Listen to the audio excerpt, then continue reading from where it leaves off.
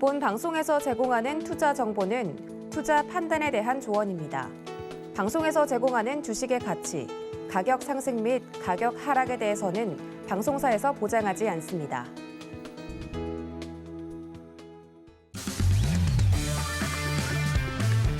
안녕하세요. 해외 시장 소식을 가장 빠르게 만나보는 시간, 해외 선물 신세계 리턴즈의 손자혜입니다.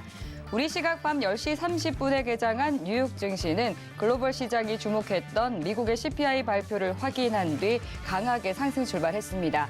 우리 시각 밤 9시 30분에 발표된 미국의 7월 소비자 물가지수는 이전치인 9.1%와 예측치인 8.7%를 하회한 8.5%로 발표됐는데요. 전월 대비로도 예측치와 이전치를 하회한 0.0%로 나왔습니다. 식품과 에너지를 제외한 상품과 서비스의 변동치를 측정하는 근원 소비자 물가지수는 전년 대비 5.9% 상승하면서 예측치인 6.1%를 하회해서 이전치와 동일한 수치를 기록했고, 또 전월 대비로는 0.3% 오르면서 예측치와 이전 대비 낮은 수준으로 발표가 됐습니다. 네, 기다리던 이 미국의 7월 소비자 물가지수가 발표가 됐습니다. 시장은 이를 또 어떻게 받아들이고 앞으로 또 어떻게 전개가 될지 많은 분들 궁금하실 텐데요. 그에 대해서 또 오늘 1시간 동안 다뤄드리도록 하겠습니다. 네, 신세계 리턴즈 끝까지 함께해 주시면 되겠고요. 오늘 함께할 마스터 화면 통해서 만나보시죠.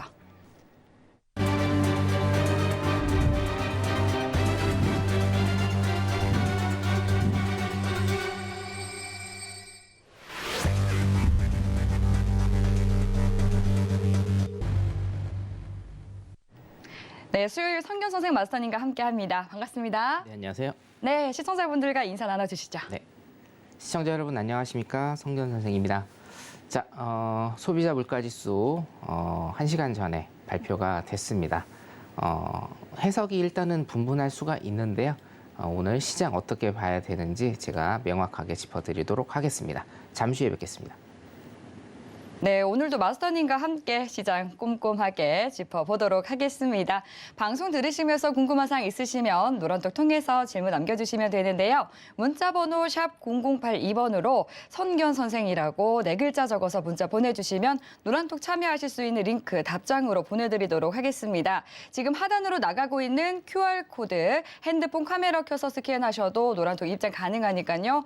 노란톡으로 보내주신 질문 내용들 저희가 방송 중에 실시간으로 다뤄드리니까 빠르게 들어오셔서 질문 남겨주시면 되겠습니다. 네, 지금 현재 시간 오후 10시 56분 지나가고 있습니다. 먼저 오늘 시장의 이슈부터 체크해 보시죠. 나스닥은 미국의 7월 소비자 물가지수가 전년 대비 8.5% 상승하며 매수세가 유입되고 있습니다. 골드는 6월 말 이후 최고가 도달에도 불구하고 안전자산 선호도가 낮아지며 제한적 움직임 보이고 있습니다. 오일은 러시아발 원유 공급 차질 이슈에도 불구하고 재고량 증가에 하방 압력이 높아지고 있습니다. 유로FX는 미국 CPI 하락에 9월 FMC 자이언트 스텝 기대감이 꺾이며 반등하고 있습니다. 네, 이어서 현재 주요 상품 시세 살펴보겠습니다. 오일을 제외한 전 상품들이 상승세 나타내고 있는데요. 이어서 상품별로 체크를 해보도록 하겠습니다. 네, 먼저 나스닥입니다. 2% 상승한 13,291포인트 선 지나가고 있습니다. 네, 다음 오일입니다.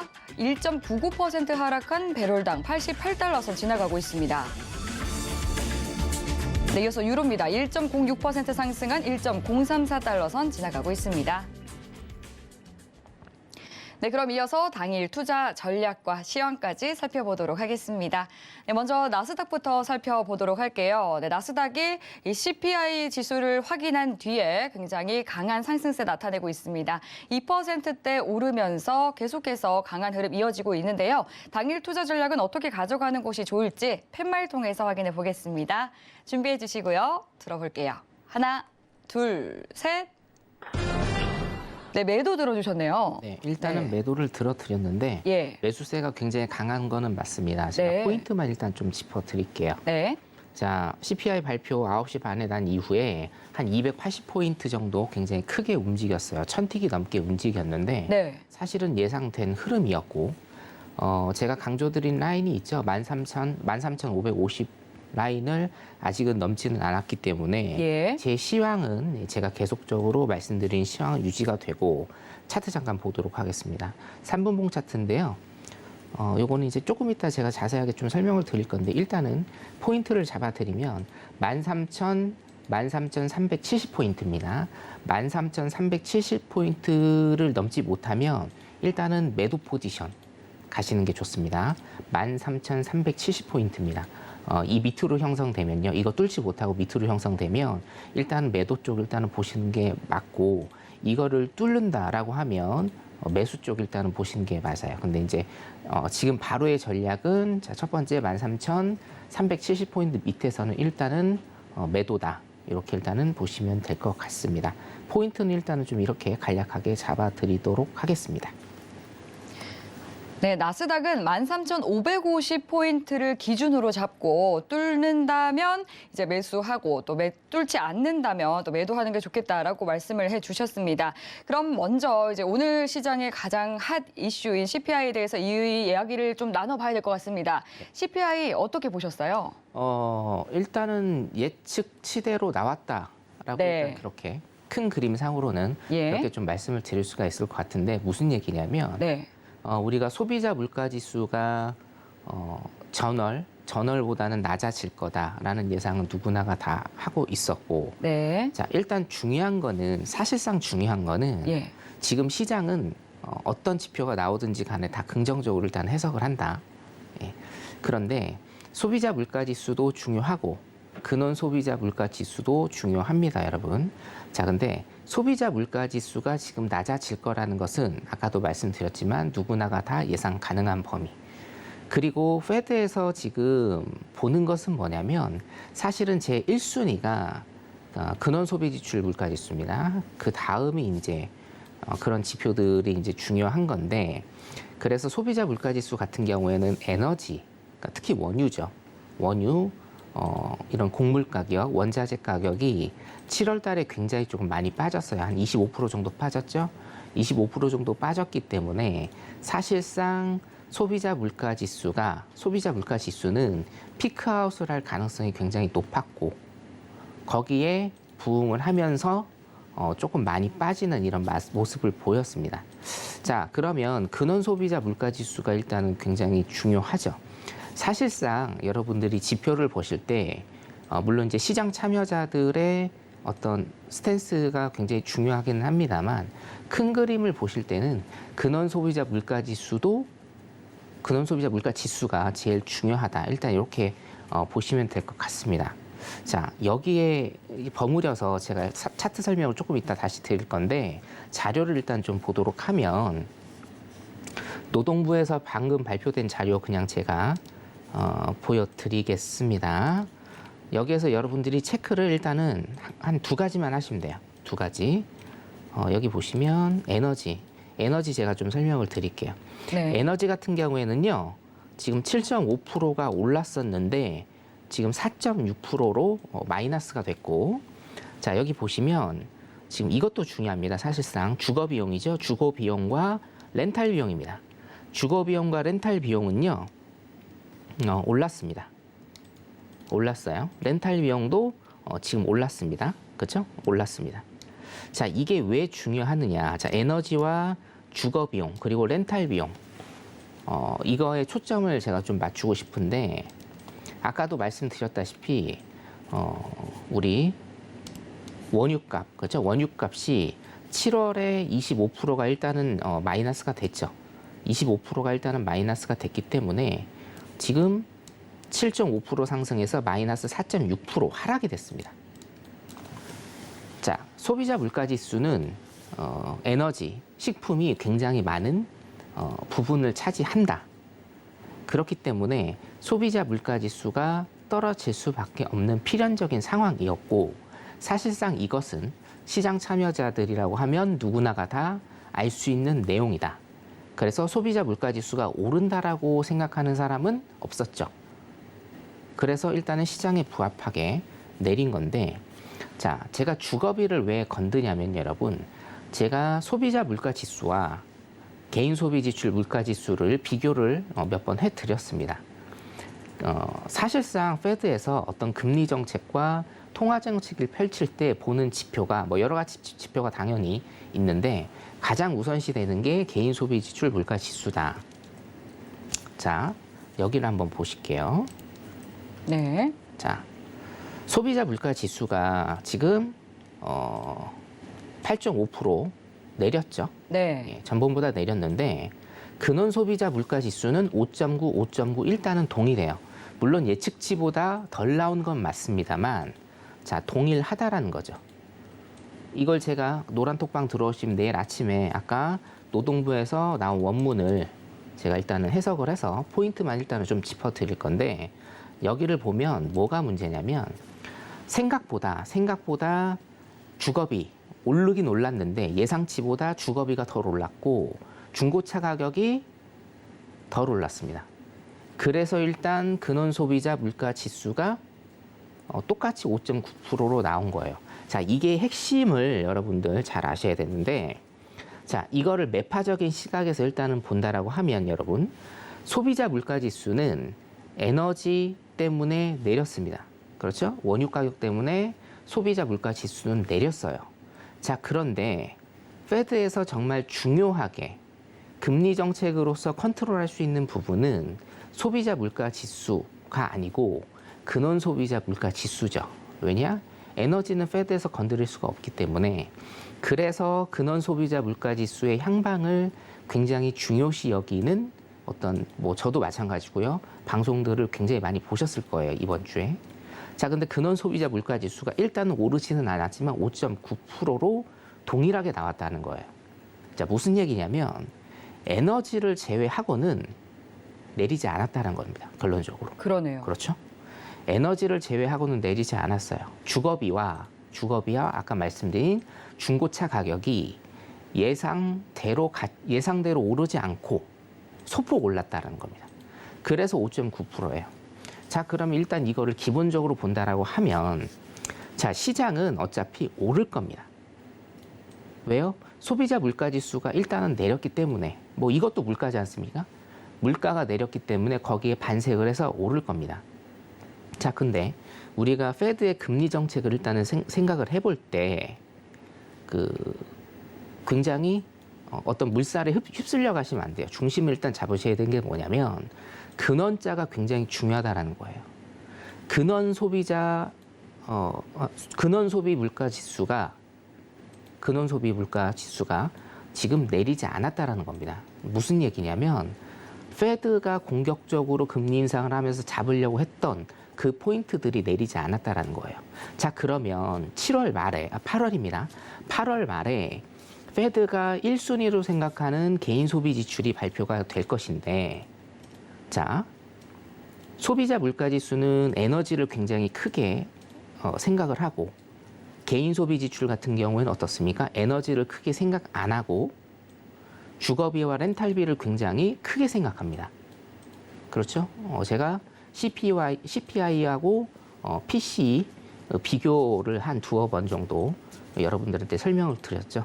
자, 다시 소비자 물가 지수는 에너지원을 굉장히 에너지원에 대한 어떤 부분을 굉장히 많이 차지하게끔 하고요. 개인 소비 지출 같은 경우에는 주거비, 렌탈비에 관한 부분이 굉장히 큽니다. 자, 근데 여기에서 보시다시피 개인 소비 지출 PCE 같은 경우에는 에너지를 적게 보기 때문에 오히려 8월 말에 발표되는 개인 소비 지출 물가 지수 같은 경우에는요, 오를 수가 있다는 얘기예요. 오를 수가. 이해되시죠? 그리고 페드는 금리를 언제 올립니까? 9월에 올립니다. 9월에. 8월에는 FOMC가 없습니다. 자, 기본적으로 일단은 보세요. 시장 참여자들이 일단은 반색을 하는 거는 맞아요, 지금. 그렇죠? 왜냐? 물가가 일단은 잡히는 것처럼 보이기 때문에 에너지가 잡히면 일단은 물가가 다운되는 건 맞는데 근본적인 것은 해결이 안 됐다 이겁니다. 사실은 이게 근원 소비자 물가 지수가 지금 5.9%가 나왔는데 근원 소비자 물가 지수도 0.1%라도 좀 마이너스가 됐으면 시장은 더 큰 반색을 하고 굉장히 긍정적으로 봤을 겁니다. 근데 근원 소비자 물가 지수가 그대로다. 페드가 공격적으로 계속적으로 금리 정책을 쓰고 있는데 이게 뭐다? 그대로다라는 겁니다. 자, 잠깐 차트를 좀 보도록 하겠습니다. 네. 자, 그래서 나스닥 같은 경우는 제가 선을 좀 그어드렸는데요. 자, 요약을 하자면 제일 중요한 선은 13,550 라인이다. 매물대가 굉장히 많이 쌓여있는 13,550 라인이고 이 라인을 뚫고 지지받지 않는 이상은 일단은 제가 여러분들한테 계속적으로 말씀드리는 시황은 변치 않는다라는 겁니다. 지금 소비자 물가지수도 제가 보기에는 물론 시장은 긍정적으로 반응을 하고 있습니다만 보세요. 뉴욕장이 시작했는데 지금 어떻습니까? 떨어졌어요, 여러분. 뉴욕장 시작했는데 지금 떨어지고 있습니다. 그죠? 소비자 물가지수가 발표가 되고 나서 제가 이제 이동을 하면서 본 게 테슬라도 4% 이상 지금 가고 있었는데 지금 좀 떨어졌을 겁니다. 자, 그러면 이게 과연 지속 가능한 긍정적인 시그널이냐? 요거에 대해서는 일단은 해석이 분분할 수 있다. 왜? 근원이 아직 바뀌지 않았기 때문에. 패턴상으로 본다라고 하면요, 여러분. 정말 최악의 경우 오늘 새벽 시장은 일단 첫 번째 라인이요. 13,227 라인까지 떨어질 수도 있고 두 번째는 뭐냐면 이 올랐던 갭을 다 메꿀 수도 있습니다, 여러분. 새벽 시장입니다. 지금은 아니고요. 자, 그렇기 때문에 여러분들이 기준을 삼고 가셔야 될 거는 13,550 라인. 이건 장기적인 기준, 중장기적인 기준으로 일단은 삼고 가시고 오늘 당장은 제가 말씀드린 13,370 라인을 일단은 넘는지 안 넘는지 이게 중요하다. 이 밑에서는 매도 전략이 유효하다. 그리고 지지 라인은 13,227 라인하고 오늘 굉장히 크게 상승을 한 13,090 라인 요 정도다. 새벽 시장에는 이 갭을 다 메울 수 있다라고 여러분들 일단 그렇게 생각을 하시면 될 것 같습니다. 자, 큰 요약은 어떻게 되냐면요. 예, 결론은 일단은 근원 소비자 물가 지수가 변하지 않았기 때문에 모든 것을 다 긍정적으로 볼 수는 없다라고 제가 좀 말씀을 드리고 싶습니다. 나스닥 여기까지 보도록 하겠습니다. 네, 오늘 발표가 된 이 미국의 7월 CPI 발표에 대해서 좀 파헤쳐 주셨습니다. 이 근원 소비자 물가 지수는 내리지 않았기 때문에 이 부분을 좀 중점적으로 볼 필요가 있겠다라고 짚어주셨고요. 지금 보니까 달러 인덱스는 104선까지 약세 흐름 이어지고 있고 또 미 10년물 국채 금리도 하락세 나타내고 있습니다. 2.7%까지 내리고 있는 상황인데요. 이 부분 좀 참고해서 대응을 해보시면 좋을 것 같습니다.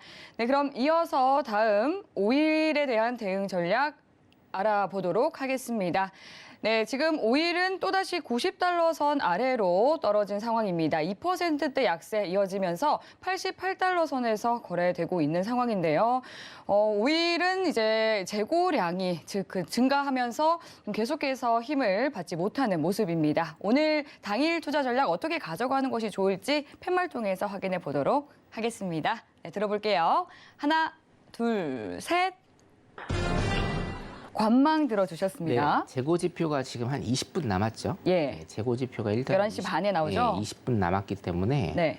지금은 일단은 좀 매도 전략 쓰시는 게 나을 것 같고 네. 차트 잠깐 보면 관망 전략. 네. 지금 이 시간은 네. 관망 전략인데 제가 왜 매도 얘기를 했냐면 네네. 머릿속에 있으시군요. 지표 나오고 나서는 이거 드셔도 돼요. 아, 그렇군요. 예. 왜냐하면 지금 보시면 일단은 대세 하락장이 일단은 좀 시작이 됐고 굉장히 이거를 뭐 긍정적인 시그널로 봐야 될지는 솔직히 모르겠습니다. 물론 이제 공급량, 뭐 증산 조금 했는데 그것 때문에 일단은 내린다라는 게 사실은 이제 미디어에 나온 건데 저 같은 경우에는 항생이랑 중국장이죠. 중국장하고 우리 미국 시장을 조금 연결해서 보는 게 낫지 않느냐. 개인적으로는 좀 이런 생각이 들고 무슨 얘기냐면 지금 미국에서도 사실은 경기 침체에 대한 우려가 있고 그렇죠. 수요 측면입니다. 그리고 지금 중국 시장 같은 경우에도 지금 굉장히 안 좋기 때문에 수요에 대한 불안이 있죠. 이런 수요에 대한 불안, 그러니까 공급의 문제냐 수요의 문제냐 요 두 가지인데 사실은 공급도 지금 조금 늘렸고요. 조금 늘렸습니다만 공급도 조금 늘렸고 저는 사실은 수요에 대한 측면이 더 크다라고 보거든요. 수요에 대한 이런 우려 때문에 오일이 계속적으로 지금 내리고 있지 않을까 일단 진단을 하고, 당일 전략 같은 경우에는 여러분들 보시다시피 일단은 매도 전략 일단은 취하시는 게 좋을 것 같고, 자, 나스닥하고 일단은 좀 잘 보셔야 돼요. 나스닥 같은 경우에도 지금 올랐다가 지금 박스권이기는 하지만 그래도 100포인트 이상 지금 내리고 있습니다. 오일하고 지금 나스닥 같은 경우에는 거의 같이 간다라고 생각을 하시면 되겠고요. 나스닥이 오늘 새벽 시장에 제 얘기대로 일단은 좀 하락을 한다라고 하면 오일도 더 큰 하락을 일단은 수반하지 않을까, 일단 이렇게 생각이 들어서 지금은 관망하시고 한 15분 정도 있다가 우리 재고지표 발표 있죠? 재고지표 발표 난 다음에 한 5분에서 10분 정도 있다가 방향성 잡히면 그때 일단은 매도 전략 쓰시는 걸 추천을 드리겠습니다. 오일 일단 여기까지 보는 걸로 하겠습니다.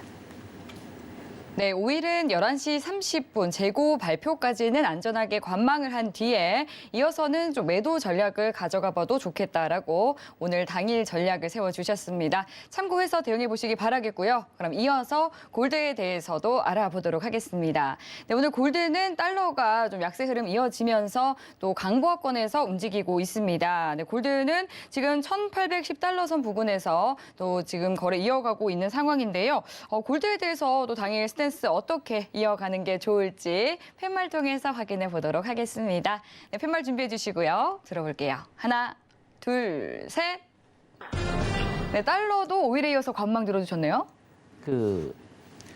자기 고백인지는 모르겠는데 예. 요즘에 매매가 그렇게 쉽지가 않아요. 쉽지가 않은 게 아니라 골드가요? 전 종목이 다 그런데 골드도 사실 그렇군요. 굉장히 좀 어려워요. 차트를 잠깐 보시면 네. 자, 여러분 나스닥이 치솟았어요. 예. 근데 골드도 치솟았어요. 네. 예, 상식적으로 일단 일반적으로는 이게 이해가 안 되는 현상이죠. 일단 지수가 상승을 하면 안전자산인 골드는 일단 내려오는 게 상식적인 일이지만 네. 제가 또 코로나 팬데믹 이후로 골드 매매에 관한 매매법이 바뀌었다라고 여러분들한테 설명을 드렸었습니다. 네, 수차례 해주셨죠. 그리고 나스닥과 커플링이 되는지 디커플링이 되는지를 일단은 봐야 된다. 네. 자, 차트 5분봉인데요. 전 골드로 5분봉 일단 보고 있는데 차트 보시면 일단 여러분들이 보시다시피 나스닥하고 지금 똑같이 가고 있습니다. 그러네요. 그렇죠?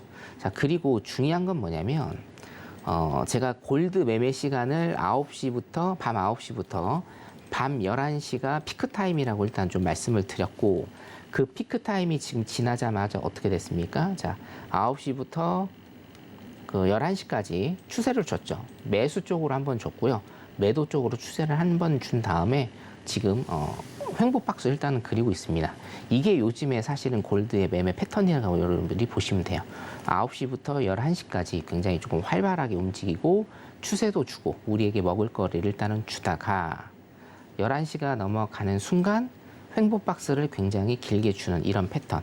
그 다음에 나스닥의 새벽 움직임을 보고 골드도 뭐 새벽 움직임이 나오는 이런 패턴이 있는데, 사실상 여러분들 새벽에는 주무셔야 됩니다. 저도 자거든요. 그렇기 때문에 그거는 조금 따로 띄워놓고 일단 밤 9시부터 11시까지 매매를 하시는 이런 습관을 여러분들이 좀 가지시면 좋겠다. 일단 그렇게 보고요. 자, 일봉을 잠깐 보도록 할게요. 일봉 같은 경우에도 여러분 제가 이 중심선을 기점으로 해서 똑같이 기술적입니다. 기술적으로 똑같이 갈 그런 가능성이 굉장히 높다라고 말씀을 드렸습니다. 자, 왼쪽을 보면 고점을 찍은 이후로 일단은 고점을 넘지 못하고 있습니다. 그렇죠? 저점에 계속 내려가는 이런 형국, 그 다음에 일단 반등을 준 거고, 자, 오른쪽을 보게 되면 오른쪽도 똑같이 고점을 넘지 못하면서 저점이 낮아진 이런 형국을 일단은 가고 있는데, 일단 여기에서 이제 반등이 나오고 있죠. 반등이 나오고 있다는 것은 이 부근의 사이클과 동일하다고 일단은 그렇게 보시면 됩니다. 자, 따라서 골드는 밑으로 하락하는 이런 모습, 이런 패턴이 보일 가능성이 굉장히 높습니다. 자, 그렇기 때문에 일단 오늘은 지금 매매 시간이 지나서 관망인데, 골드도 사실은 중기적으로 보면 제가 매도 사인을 일단은 좀 드리고 싶고, 자, 여러분들, 이게 일단은 중요한데, 골드가 굉장히 많이 하락을 한다라는 것은, 요즘 패턴상으로는 나스닥도 일단은 하락을 할 가능성이 굉장히 높다라는 거예요. 나스닥이 하락을 하면서 우리가 갖고 있는 현물, 선물, 안전자산, 달러 빼고 어떻게 합니까? 다 시장에 던져버립니다. 그렇기 때문에 이런 하락의 패턴이 일단은 기술적 분석으로는 나올 가능성이 굉장히 높다. 이거는 어차피 뭐 1, 2주 만에 되는 패턴은 아닙니다. 그래서 제가 여기 신세계에 출연하면서 계속적으로 이 패턴에 대해서 설명을 드릴 거고, 자, 패턴 하나는 제가 설명을 드렸죠. 수개월 전부터 제가 중심선을 기점으로 해서 이 모양과 이 모양이 같게 갈 것이다. 똑같이 갈 것이다. 라고 제가 설명을 드렸고요. 지금도 똑같이 가고 있습니다. 밑으로 한번 빠진 다음에 다시 반등 시점을 일단은 노릴 것 같고요. 예, 차트는 이 모양으로 가지 않을까. 일단 이렇게 생각이 듭니다. 신세계에 같이 보시고 노란 톡방 같이 들어오시면 제가 기술적 분석 해드리니까 노란 톡방에 들어오셔서 많이 공부하시면 될 것 같습니다. 골드 일단 여기까지 보는 걸로 하겠습니다. 네, 골드에 대해서도 또 분석을 해주셨습니다. 원래도 투자가 참 어려운데 요즘 시황도 그렇고 또 트레이딩하기가 굉장히 쉽지 않은, 녹록지 않은 그런 시장이 이어지고 있는 것 같습니다. 시장에 대해서 또 그 기술적 분석에 대해서 조금 더 자세하게 알고 싶다 하시는 분들은 노란톡 들어오셔서 질문 남겨주시면 되겠습니다. 샵 0082번으로 선견 선생이라고 4글자 적어서 문자 보내주시면 저희가 노란톡 참여하실 수 있는 링크 보내드리도록 하겠습니다. 하단으로 나가고 있는 QR코드 핸드폰 카메라 켜서 스캔하셔도 입장 가능하니까요. 노란톡 들어오셔서 더 많은 정보 챙겨가시면 좋을 것 같습니다. 네, 그럼 이어서 다음 유로에 대한 당일 투자 전략도 세워보도록 하겠습니다. 유로도 역시나 이 달러가 약세 흐름을 보이면서 상대적으로 강세 흐름 이어가고 있습니다. 1%대 상승하면서 1.035달러 선에서 거래되고 있는데요. 유로에 대해서 오늘 스탠스는 어떻게 가져가는 것이 좋을지 팻말 통해서 확인해 보겠습니다. 네, 팻말 준비해 주시고요. 들어볼게요. 하나, 둘, 셋. 유로도 관망이네요. 쓰리 관망입니다. 어떻게 좀 제가 자리를 사실은 드리고 싶은데, 네. 크게 보셔야 돼요. 크게 보시면. 예. 그렇죠. 오늘만 또 거래를 하는 것이 예. 아니니까. 그리고 우리가 이제 수익이라는 건 네. 플러스 마이너스 이거를 일단 생각하시는데, 예. 사실은 해외 선물하시는 분들의 마음가짐 중에 제일 중요한 한 네. 가지 요소가 뭐냐면, 예. 내가 오늘 자리가 없어서 수익이 제로입니다. 그렇죠? 자리 없으면 안 들어갑니다. 수익과 손실이 제로라고 하면 이것도 수익이라고 생각하셔야 돼요. 네. 제로도 손실이고 제로도 수익이고 플러스도 수익입니다. 그렇기 때문에 여러분들 일단 유로를 기본적으로 보시면 차트 일단 볼게요. 일단은 달러하고 똑같이 일단 가고 있는 그 나스닥하고 똑같이 일단 가고 있는 모습 그리고 있고, 일봉상으로 보면요, 이거는 뭐 아직까지 쭉 보이시죠? 아직까지 대세 하락장이다. 올라봤자 지금 일봉입니다. 올라봤자 1.04포인트 정도, 올라봤자 1.04포인트 정도 일단 맞고 또 떨어질 가능성이 굉장히 많다. 이렇게 보시면 되겠어요. 이게 사실은 조금 연결되는 거기는 한데, 자, 아직은 13,550 라인이 안 왔기 때문에 나스닥 잠깐 볼까요? 조금씩 보면서 제가 체크를 할게요. 예, 좋습니다. 나스닥이 워낙 중요하니까. 그럼요. 지금 나스닥 지금 떨어지고 있죠. 그러네요. 자, 한 가지 포인트만 조금 제가 다시 짚어드리겠습니다. 네. 제가 이제 방송 들어오기 전에 선을 2개를 긋고 왔어요. 어떤 위에 선이죠? 선 13,370포인트, 여기 제가 말씀드린 요거를 넘어야 매수 볼 수 있다. 이거 밑에는 매도다. 그리고 두 번째 포인트는 13,227. 제가 아까 말씀을 드렸습니다. 아마 네. 자막에 나갔을 것 같은데 13,227 이게 이제 두 번째 지지대입니다. 요거를 뚫으면 오늘 갭 상승한 이 부분 있지 않습니까? 상승한 이 부분을 다 먹을 수가 있어요. 예, 다 이제 갭을 메꿀 수가 있다는 이런 얘기입니다. 그래서 요 라인 그 13,227라인하고 13,370라인 요거 오늘 노트 해 두시고 좀 보시면 좋겠고요. 자, 이게 연결되는 게 뭐냐면, 아직은 제가 제 포인트까지 도달을 나스닥이 안 했습니다. 미국 시장이 안 했기 때문에 일단은 일봉상으로도 대세 하락장을 일단은 계속 보고 있다. 제가 말씀을 좀 드리고 싶고, 자, 대세 하락장이 2022년에 지금 되고 있어요. 여기서부터입니다, 여러분. 여기서부터 대세 하락장인데, 자, 여기서부터 지금 여기까지 8개월 동안 일단 내려온 겁니다. 자, 그러면 지금 조금 오르고 있는 거예요. 조금 오르고 있는 겁니다. 이게 만약에 더 빠진다라고 하면 어차피 달러 강세는 더 이뤄질 것이고, 그렇죠? 경기가 안 좋기 때문에 달러 강세는 더 이뤄질 것이고, 우리 유로 같은 경우에는 더 떨어지겠다. 일단 이렇게 여러분들이 분석을 하시면 될 것 같고, 당일 같은 경우에는 뭐 당일 포인트를 제가 솔직히 잡아 드릴 수는 없어요. 지금 보시다시피 완전히 박스에 갇혀 있기 때문에 어떤 추세가 나오지는 않는다. 그래서 장기적으로, 중장기적으로는 유로 같은 경우에도 달러 대비해서 지속적으로 하락을 하는 이런 모습을 보일 것이다. 하지만 오늘은 일단은 관망하셔라. 이렇게 제가 좀 짚어드리고 싶습니다. 자, 여기까지 하도록 하겠습니다. 네, 유로에 대한 당일 투자 전략도 또 알아봤습니다. 이렇게 나스닥, 그리고 골드, 오일, 그리고 유로까지 이 주요 상품들에 대한 당일 스탠스 세워봤는데요. 그러면 시야를 조금 더 넓혀서 시장에 대한 또 이슈 정리해 보도록 하겠습니다. 오늘 시장에 관해서는 어떤 내용 준비해 주셨을까요? 네, 오늘 일단은 항생시장 준비를 해드렸는데, 제가 네. 항생은 요즘에 되게 가끔 봅니다. 크게 봐드릴 게 없었는데, 네. 오늘 이제 제 노란 톡방에 계신 분들은 아마 보셨을 거예요. 지표가 잘 나왔는데, 예. 중국 지표가 잘 나왔는데 항생은 왜 이렇게 많이 하락을 하나요? 라는 그런 네. 말씀을 좀 하셨어요. 네, 힘을 못 쓰고 있더라고요. 차트를 잠깐 보면 분봉 차트 일단 좀 보도록 하겠습니다. 예. 항생 분봉 차트 일단 좀 보면요. 잠시만요. 네. 네, 항생이 좀 네네. 계속해서 체력을 회복을 못하고 있더라고요. 네, 항생 분봉 차트를 보면 보세요. 굉장히 많이 떨어졌습니다. 오늘 그러네요. 주간장에. 이 야간장 같은 경우에는 어차피 미국 시장이 굉장히 많이 오르기 때문에 거기에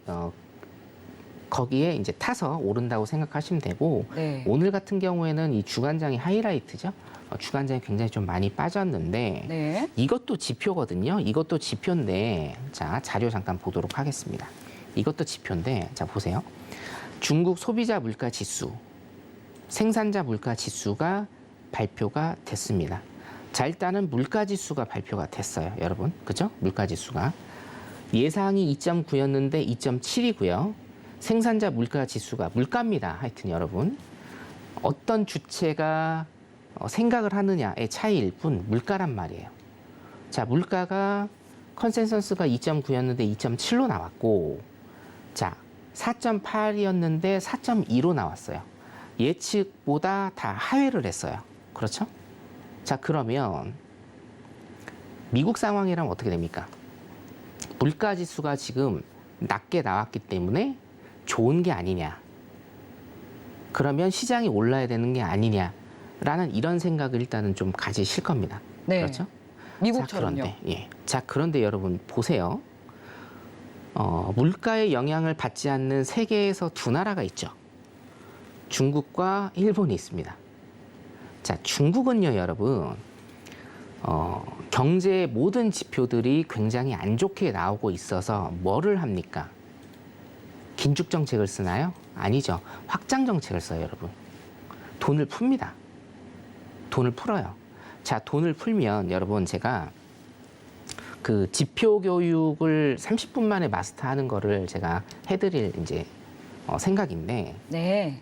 자, 물가는요, 여러분, 컨트롤할 수 있는 범위 내에서 오르면 좋은 겁니다. 그렇죠? 한 나라의 경제가 오르고 있다. 한 나라의 경제가 좋아지고 있다라는 징표가 바로 물가가 오르는 건데, 이 물가가 우리가 생각하는 컨트롤할 수 있는, 예상할 수 있는 적절한 물가가 오르면 이거는 경제에 굉장히 좋은 거죠. 자, 그러면 중국은 지금 어때요, 여러분? 중국은요, 물가가 올라야 돼요. 물가가 올라야 좋은 겁니다. 왜냐? 경제 지표가 지금 굉장히 낮아지고 있어요. 산업 지표가 낮아지고 있습니다. 수출 지표도 굉장히 낮아지고 있어요. 그리고 경제 성장률, 제일 중요한 경제 성장률이 지금 낮아지고 있어요. 경제 성장률이 낮아지고 있다는 거는 여러분 무슨 얘기냐면 실질 GDP가 줄어들고 있다는 얘기예요. 한 나라의 경제의 경쟁력은 뭘로 표현을 합니까? GDP로 표현을 하고 GDP 중에서도 실질 GDP로 표현을 합니다. 우리가 흔히 얘기하는 경제 성장률을 구하는 수학적으로 구하는 공식에 실질 GDP가 들어가는 겁니다. 자, 그러면 경제 성장률이 낮아지고 있다는 것은 실질 GDP가 낮아진다라는 얘기고, 실질 GDP가 낮아진다라는 것은 어떻게 돼요? 그 나라의 생산성이 낮아진다라는 거고, 그 나라의 생산성이 낮아진다라는 것은 결론적으로 뭡니까?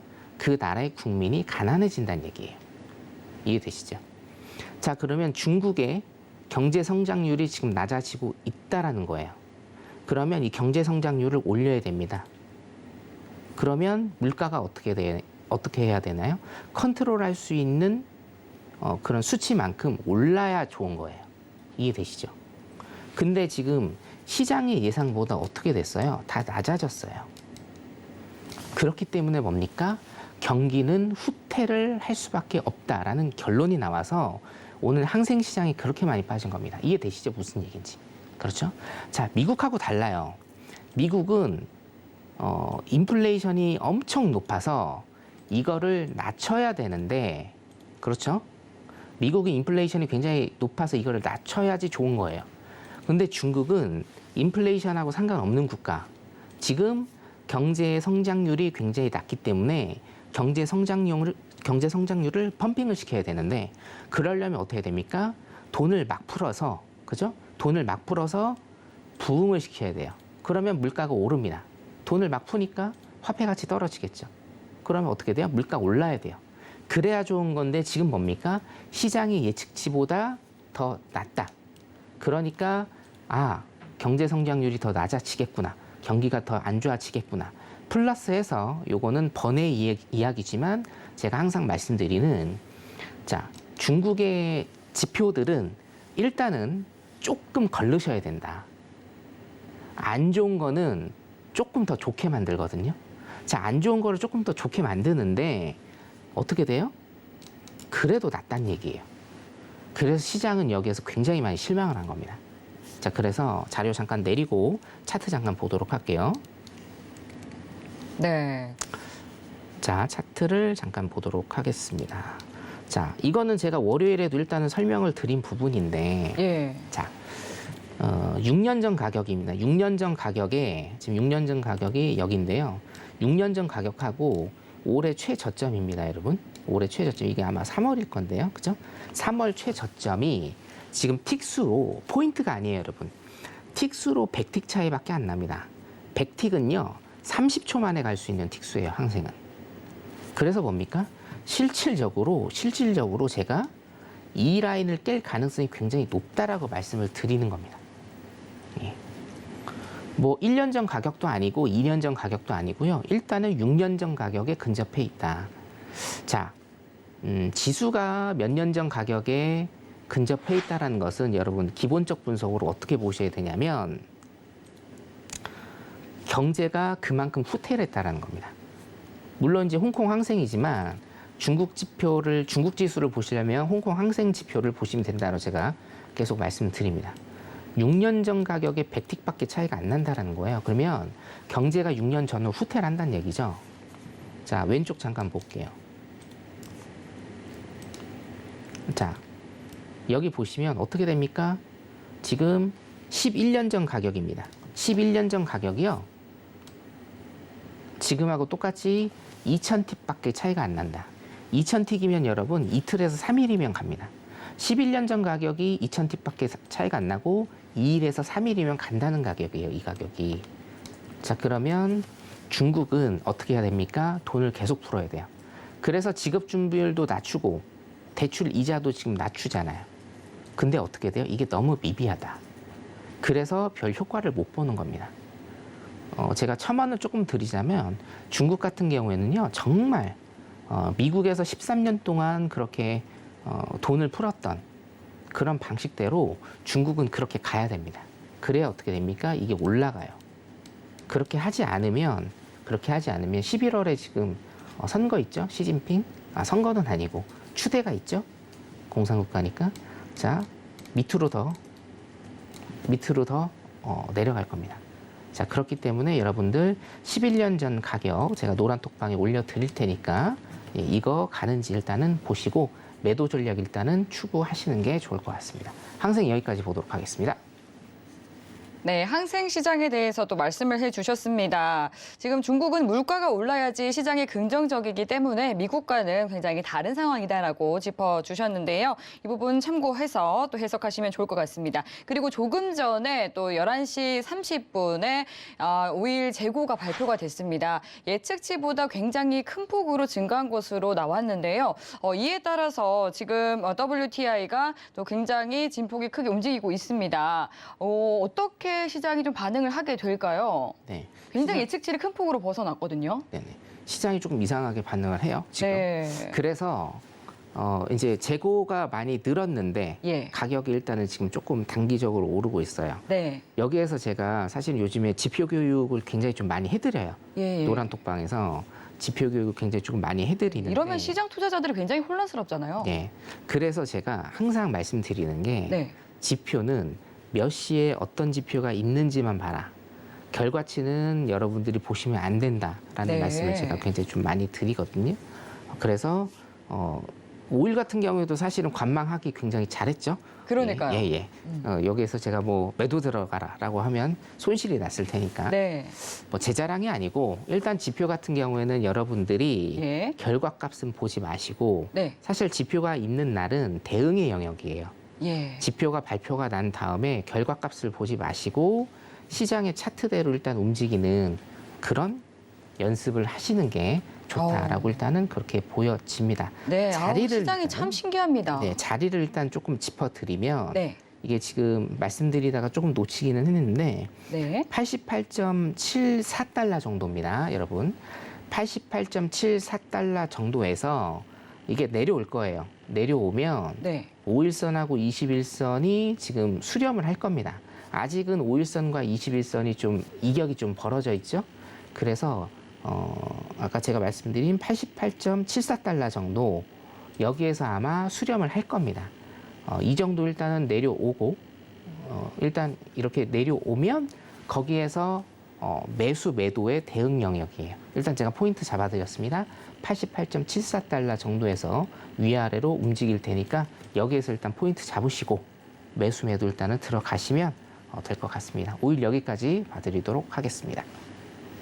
네, 정말 오늘 5일에 대해서는 관망하는 게 좋겠다라고 이 전략 세워드렸는데 관망을 하신 분들 굉장히 관망도 수익이다라고 말씀을 드렸잖아요. 오늘 돈 버신 겁니다. 5일에 대해서는 이렇게 당일 전략 정리를 해보도록 하고 오늘 항생 짚어봤었는데요. 그리고 고용 위키가 있었잖아요. 고용이 굉장히 탄탄한 것으로 확인을 했었는데 고용 시장에 대해서는 또 앞으로 어떻게 보고 계세요? 네, 짧게 제가 조금 몇 말씀 좀 드리면 네. 자료 잠깐 띄울까요? 그 노동시장에 관한 것들을 제가 조금 설명을 드릴게요. 예. 지금 여러분 노동시장이 굉장히 중요하다라는 것은 제가 이제 작년 12월부터 계속적으로 거의 주입식 교육으로 여러분들한테 이제 교육을 시켜드리고 네, 있고. 오늘 실질 임금도 발표됐다라고요. 예. 자, 노동시장 일단은 조금 보면 자, 회복입니다. 노동시장이 코로나 팬데믹 이후로 거의 회복을 한 모습을 일단은 조금 보실 수가 있을 거예요. 네. 자, 근데 노동시장이 이렇게 경고하면 안 된다라고 제가 굉장히 좀 많이 강조를 드리죠.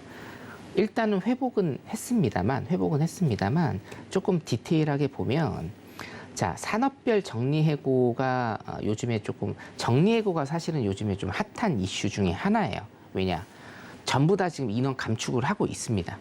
경기 침체를 대비를 해서 주요 기업들이 정리해고를 지금 조금씩 하고 있는데 여기 보시면 자동차, 헬스케어, 금융업에서 굉장히 크게 지금 정리해고가 되고 있다라는 거죠. 자, 이거는 뭡니까, 여러분? 자동차, 헬스케어, 금융업, 서비스업, 이거는 뭐죠? 우리가 물가지수에서 굉장히 중요하게 여기는 그런 부분들입니다. 여기에서 일단은 정리해고가 진행이 된다. 자, 노동시장의 어떤 큰 흐름을 보시는 지표들은 사실은 여러 가지가 있기는 해요. 자, 그런데 노동시장의 가장 큰 흐름을 짚는 것 중에 하나가 지금 제가 키포인트를 좀 하나 말씀을 드리면 조금 있다가 임금도 제가 말씀을 드릴 건데 해고입니다. 해고. 자, 해고가 우리 지표랑은 뭐하고 연결이 되죠? 신규 실업수당 청구 건수하고 연결이 돼요, 여러분. 그렇죠? 여러분들께서도 저도 첫 직장이 아니겠죠, 이게. 저도 직장을 그만두면 고용센터 가가지고 실업수당을 청구를 합니다. 그렇죠? 그겁니다, 여러분. 자, 신규 실업수당 청구 건수가 고용시장에서 굉장히 중요한데 이 밑바탕이 되는 게 뭡니까? 해고율입니다. 해고지표. 그래서 제가 오늘 산업별 정리 해고 데이터를 일단은 여러분들한테 소개를 시켜드렸고 앞으로도 이거는 여러분들한테 굉장히 좀 자주 많이 소개를 시켜드릴 예정입니다. 그래서 많이 조금 기대를 해 주시고요. 자, 월요일 날 복귀를 조금 한번 해보도록 할게요. 제가 자료로는 준비를 안 했고 월요일 날 복귀를 좀 해보도록 하면 임금의 문제예요. 임금의 문제. 자, 임금의 문제입니다. 실업률이 역대 최저를 지금 찍고 있고, 그렇죠? 비농지표도 굉장히 좋은, 노동시장이 굉장히 탄탄해지면 문제가 뭐냐면요. 임금이 올라요. 임금이. 경기가 좋고 인플레이션이 적정 수준으로 유지가 되면 사실은 상관이 없는데 지금같이 물가가 굉장히 많이 오르고 있는 상황, 그리고 고용시장이 굉장히 탄탄해지는 상황에서는 가장 문제가 되는 것 중에 하나가 임금입니다. 임금. 우리나라도 사실은 지금 마찬가지거든요. 임금이 오를 수밖에 없는 구조예요. 자, 그래서 맨 처음으로 일단은 돌아가면 근원 CPI가 굉장히 중요하고 차후에 발표될 소비 지출 PCE도 근원 PCE도 굉장히 중요하다.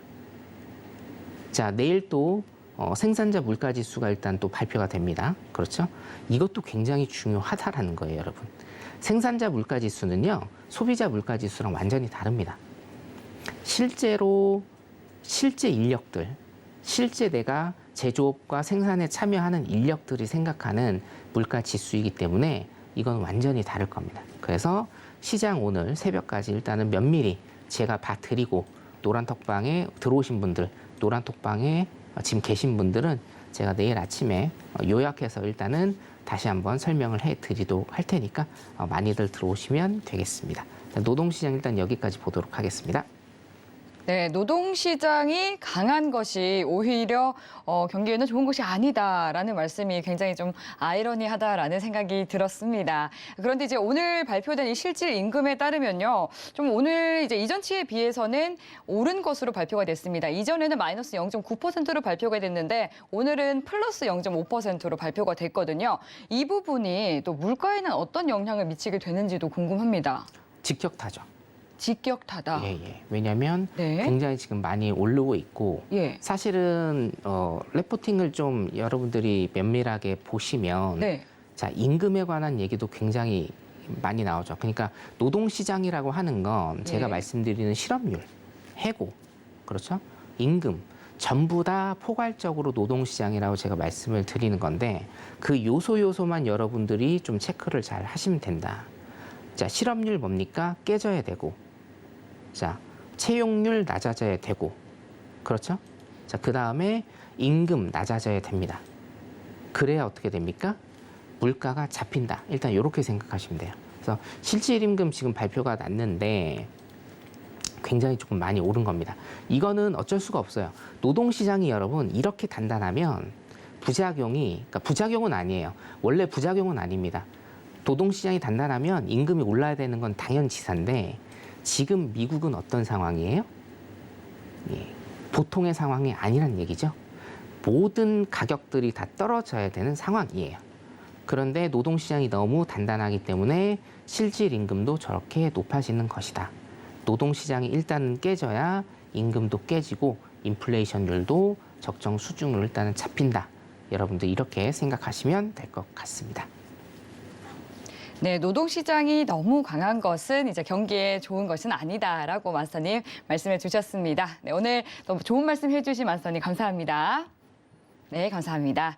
네, 그럼 이렇게 또 오늘 정리를 해보도록 하겠습니다. 계속해서 또 궁금한 사항 있으시면 노란톡 들어오셔서 질문 남겨주시면 방송 이후에도 소통 이어가실 수 있습니다. 샵 0082번으로 선견 선생이라고 적어서 문자 보내주시면 저희가 노란톡 참여하실 수 있는 링크 또 답장으로 보내드리도록 하겠습니다. 하단으로 나가고 있는 QR코드 스캔하셔도 입장 가능하시고요. 참고로 본 방송에서 제공하는 정보는 투자 판단에 대한 조언일 뿐 해당 상품의 가치나 수익률을 보장하지 않습니다. 서울경제TV는 자본시장 통화법을 준수합니다. 1:1 투자 상담과 유사 수신행위 등 모든 불법 사항을 엄중히 금지합니다. 네, 오늘 저희가 준비한 내용은 여기까지입니다. 시청해주신 여러분 고맙습니다.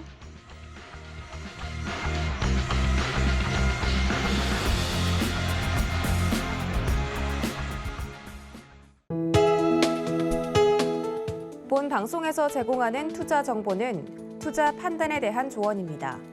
방송에서 제공하는 주식의 가치, 가격 상승 및 가격 하락에 대해서는 방송사에서 보장하지 않습니다.